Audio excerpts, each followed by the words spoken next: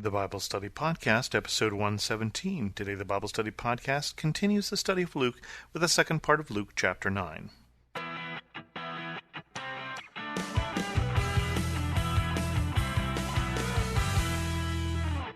Welcome to the Bible Study Podcast. I'm your host, Chris Christensen.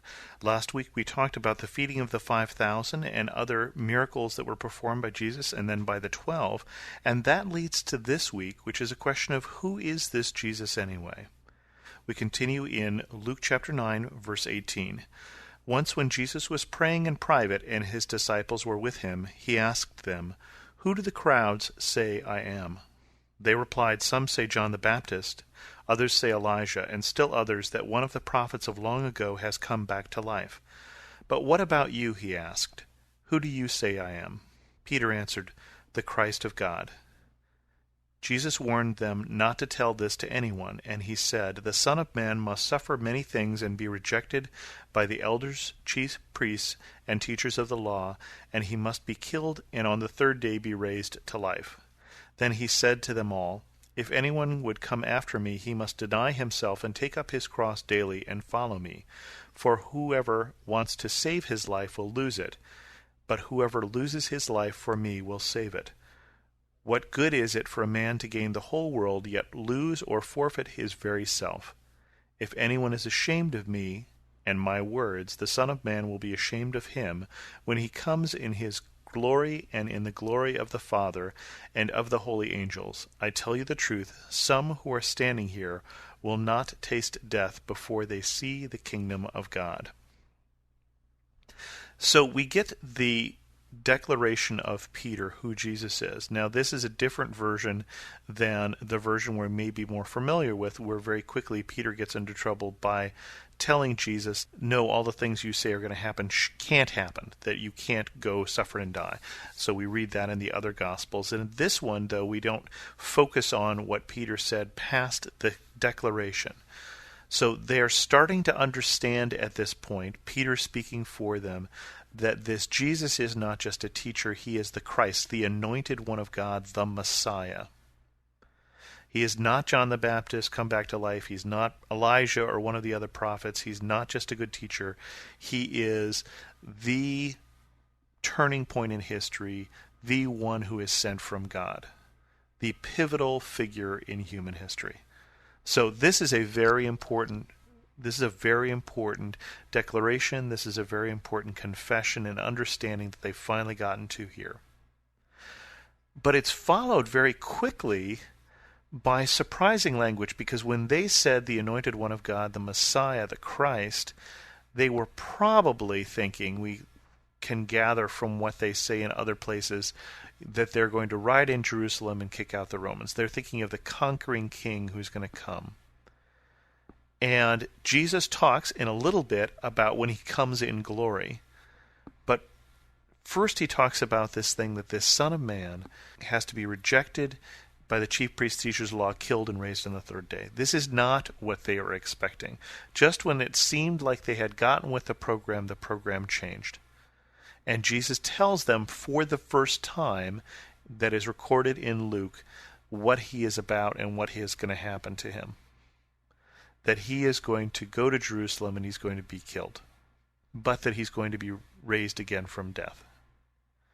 And then he says, as if that weren't hard enough, "Everyone who comes after me must deny himself and take up his cross daily." Now, we use that phrase fairly easily within the church, to take up your cross, and we understand that to be self-denial. We understand that to be following in the footsteps of Jesus. Jesus has not yet been killed on a cross, and this is the first mention of a cross that he has made, being that way that he will die.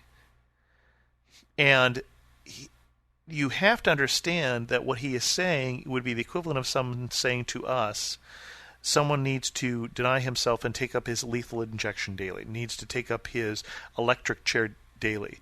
There was no context for the disciples at this point what the cross was other than the instrument of torture and death.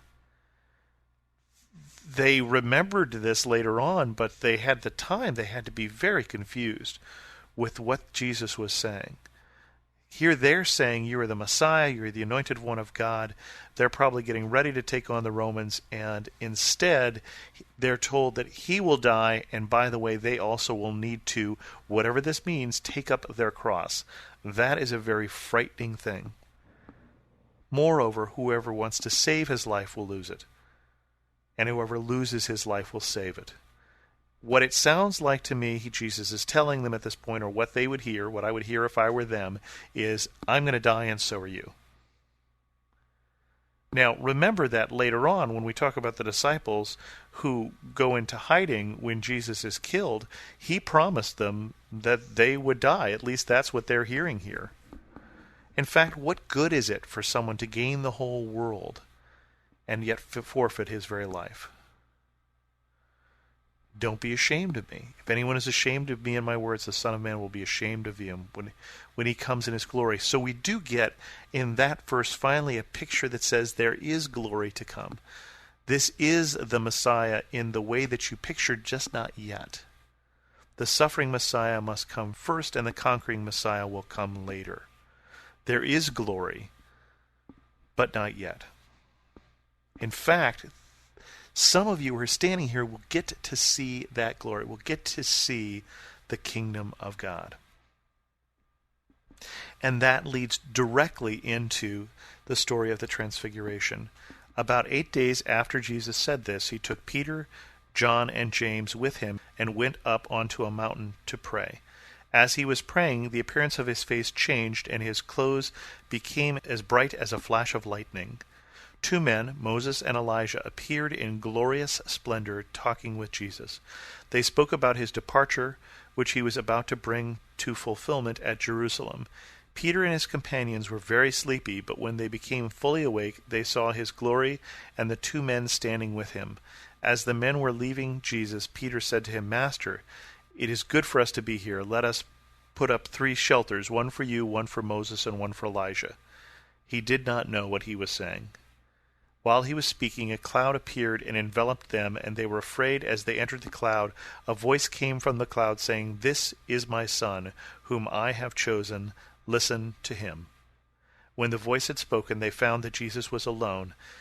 The disciples kept this to themselves and told no one at the time what they had seen. So the promise that we get in the previous verse, that some will not taste death before they see the kingdom of God, looks like it's applying to this thing that happens 8 days later. They get a picture of Jesus in his glory. Jesus talking with Moses, who symbolizes the law, and Elijah, who symbolizes the prophets. Peter tries to form some sort of subdivision for the 3 holy people because he just doesn't know what he's saying. This is something that he was not prepared for. To wake up and see this Jesus who he's just finally gotten the idea that he's the Christ, the Son of God, and to see him in his glory. Remember that Moses, when he saw just the back of God, his face glowed so much that the people made him put a veil over it so that they wouldn't have to look at him. The splendor of God, the glory of God is awesome. It is awe-inspiring, and Peter and James and John just got to see it. If you got to see it, if I got to see it, we would probably babble like an idiot too.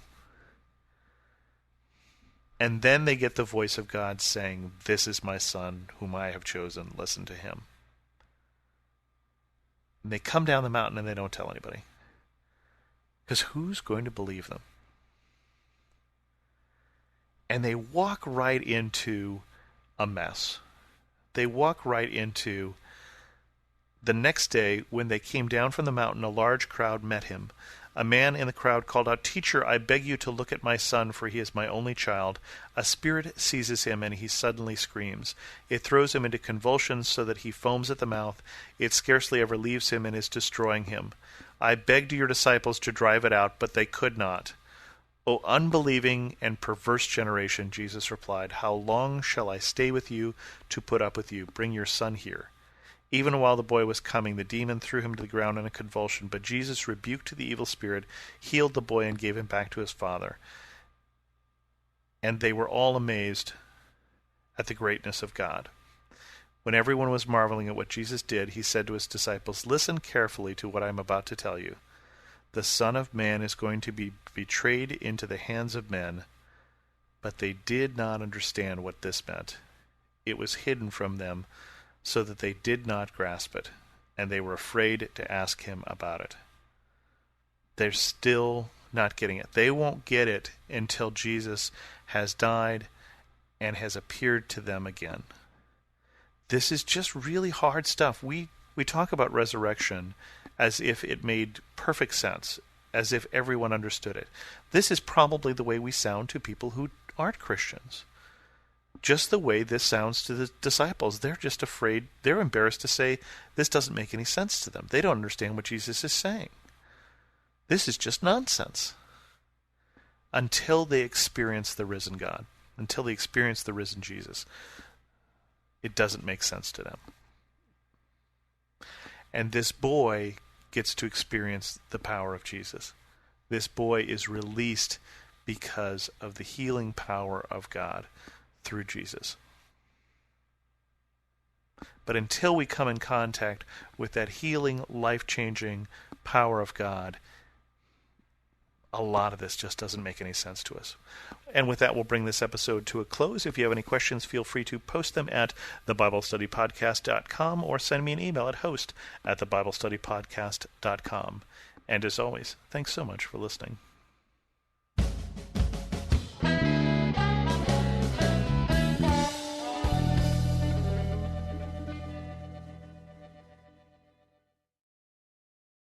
For some of us, personal finances aren't just personal. They include loved ones, neighbors, the communities we call home, and the causes we hold in our hearts. At Thrivent, planning your finances is bigger than just money. We help you put your plans into motion and faith into action so you can do more for the ones in your heart. Because sometimes all you need to make a difference is someone to help you make it happen. Thrivent, where money means more. Connect with us at Thrivent.com.